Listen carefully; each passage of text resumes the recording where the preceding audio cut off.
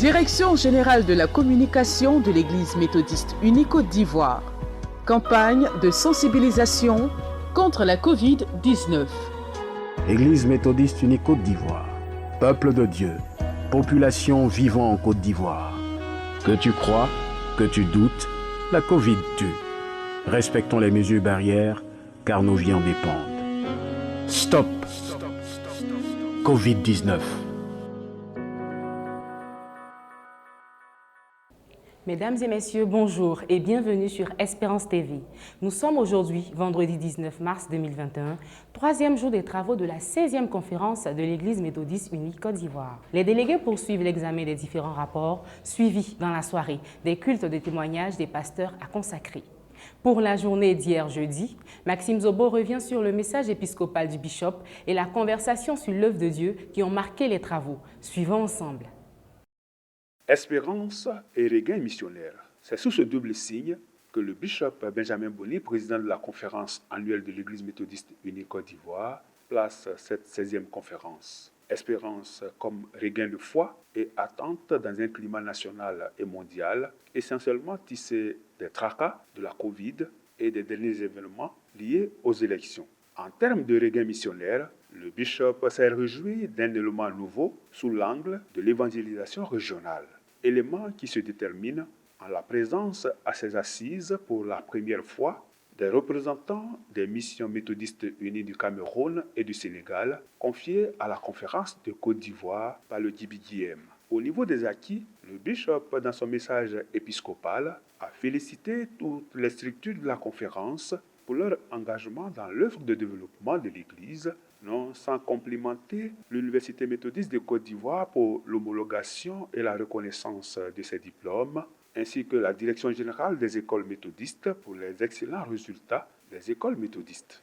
Les perspectives de l'Église dans le cadre de sa vision missionnaire ont aussi eu droit au chapitre. Nous reprenons le principe d'objectif missionnaire consistant à fixer des taux au district en matière de gain ou conversion de nouvelles âmes. Vous savez, on avait commencé immédiatement avec la guerre civile et toutes les incertitudes. Eh bien, tout a été interrompu. Donc, nous reprenons cela cette année. Donc, avec au moins 500 âmes par district, par an. Évaluation à la conférence 2022. D'autres chantiers qui attendent l'Église méthodiste unie Côte d'Ivoire, au nombre desquels le projet Espérance TV, l'extension de la zone de couverture de la radio La Voix de l'Espérance et le thème de l'année portant sur les conditions sociales et économiques des veuves et des orphelins n'ont pas été oubliés. Ce dernier point a fait l'objet d'une conversation sur l'œuvre de Dieu. Pour connaître du contexte et de la problématique de ce thème, le Mouvement national des laïcs a coopté un groupe d'experts composé de pasteurs et de laïcs. Cette année, nous avons voulu apporter l'actualité sur ce thème qui portait véritablement sur ce que fait notre Église, les attentes des personnes, les veuves et les orphelins, les attentes des familles et également demander à toute l'Église d'avoir une démarche qui est une démarche de réflexion face à cette question.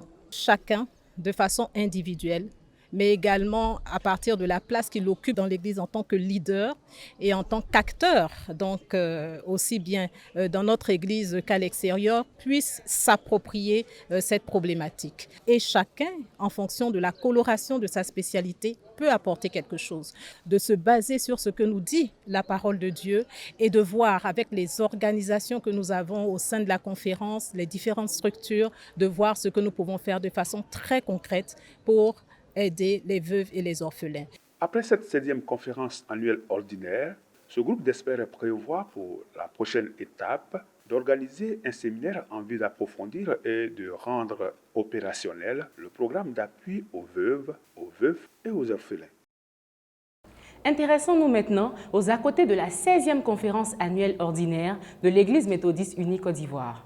Le comité d'intercession, les commissions santé et hébergement mettent tout en œuvre pour le succès de cette conférence. Les équipes de Espérance TV sont allées s'imprégner des activités de ces structures. Suivons ensemble le reportage de Jean-Noël Kwame. Le comité d'intercession, au cœur du dispositif mis en place pour le bon déroulement de cette 16e conférence, intervient jour et nuit par la prière afin que la main du Tout-Puissant conduise les travaux de ces assises. Mboua Marie-Thérèse, responsable de ce comité, nous donne plus de précisions. Nous avons été sollicités pour soutenir cette activité. Tout se passe bien par la grâce de Dieu. Le Seigneur nous conduit pour ce temps d'intercession, il nous inspire les textes, il nous inspire les cantiques. Nous crions au Seigneur pour que lui, il intervienne pour un bon déroulement de cette conférence. Que les décisions qui vont être prises, tout ce qui sera fait, que ce soit dans la vision de Dieu, que ce soit dans la volonté de Dieu, et que cela concourt au bien de l'Église tout entière. À côté de ce comité, la commission médicale locale, dirigée par le docteur Abou Timothée, s'occupe de la santé des délégués. Tous ceux qui auront des problèmes ici de santé, ils peuvent passer nous voir à tout moment. Même ici, s'ils ne sont pas là présents au lieu donc ici de choses, comme on appelle ça, de la salle, ils peuvent nous appeler. Ils ont nos numéros de téléphone, donc ils peuvent nous appeler à tout moment. Nous avons aussi un service ici d'ambulance médicalisée. Donc on peut toujours intervenir 24 heures sur 24. Donc il n'y a pas de souci pour la prise en charge ici de nos séminaristes. Nous avons reçu 30 patients, donc ça fait déjà beaucoup de trop. Voilà, donc les patients que nous avons, c'est des gens qui viennent beaucoup plus pour des problèmes ici d'asthénie, voilà, d'asthénie le plus souvent. Mais nous avons aussi des cas d'hypertension artérielle. Donc on leur donne ici des conseils ici, des conseils et puis les mettre ici sous régime ici hyposodé. Voilà, avant de pouvoir les revoir pour contrôler la tension, pour réguler un peu leur pression artérielle. Et pour assurer le logement dans les conditions appropriées des délégués, le responsable de la commission hébergement, Djama Robert, et son équipe sont à pied d'œuvre. Jusque-là, nous avons hébergé tous les délégués des districts missionnaires. Maintenant, concernant les districts d'Abidjan, nous avons hébergé certains responsables. D'autres qui ont des activités qui doivent être donc, de façon permanente au lieu de la conférence. Il y a quelques retardataires et nous donc aujourd'hui nous efforçons à donc les héberger également, autant que sont disponibles les places. Malgré des difficultés, surtout avec l'affluence, tout se passe bien, nous avons tout canalisé et je pense que les délégués sont satisfaits, non seulement donc de l'hébergement, l'organisation mise en place et de des réceptifs hôteliers que nous avons mis à leur disposition. Après les 2 premières journées qui se sont déroulées comme prévu par les différentes commissions et structures de l'Église, la commission hébergement, santé, mais surtout le comité d'intercession entendent redoubler d'efforts et de vigilance et jouer à fond leur partition en vue du bon déroulement de cette 16e conférence de l'Église méthodiste unie Côte d'Ivoire. L'influence des médias, vous le savez, a pris une place considérable dans la société mondiale d'aujourd'hui. C'est pourquoi, dans son message épiscopal, le bishop a invité les fidèles à se mobiliser autour de la télévision méthodiste et de la radio La Voix de l'Espérance. Mais où en sommes-nous aujourd'hui avec la situation de ces 2 médias? Voici les éléments de réponse avec Jean-Noël Kwame.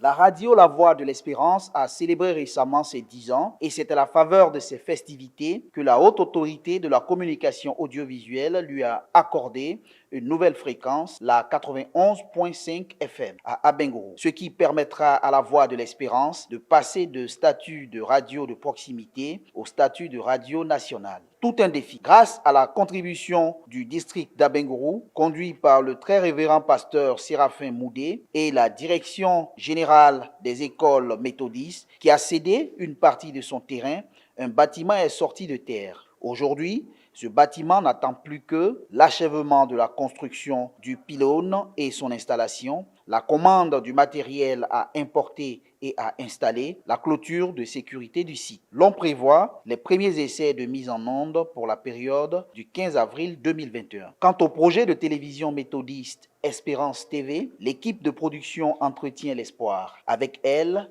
le comité de pilotage et la direction de l'Église méthodiste unie Côte d'Ivoire. Nous attendons impatiemment. L'Église fait beaucoup d'activités, mais méconnues. La télévision peut nous aider à retransmettre tout ce que nous faisons comme activité. La télévision est un moyen très fort d'évangélisation, puisque nous sommes dans le domaine de l'évangélisation. La télévision va nous permettre de toucher des localités éloignées. C'est-à-dire que sans déplacement, à travers la télévision, on peut proclamer facilement l'évangile. La télévision méthodiste Espérance TV, d'abord permettra à tous ceux qui sont dans les prisons, dans les hôpitaux, de pouvoir entendre l'évangile, de pouvoir être en face de monnaie virtuelle à des hommes de Dieu, de pouvoir recevoir la bénédiction au travers de l'écran. Et nous trouvons que c'est un moyen d'édification des fidèles. Aussi, cela va mobiliser et galvaniser la foi des méthodistes qui seront toujours aux heures indiquées devant l'écran pour entendre l'évangile du royaume. Nous souhaitons vivement l'arrivée de la télévision méthodiste Espérance TV.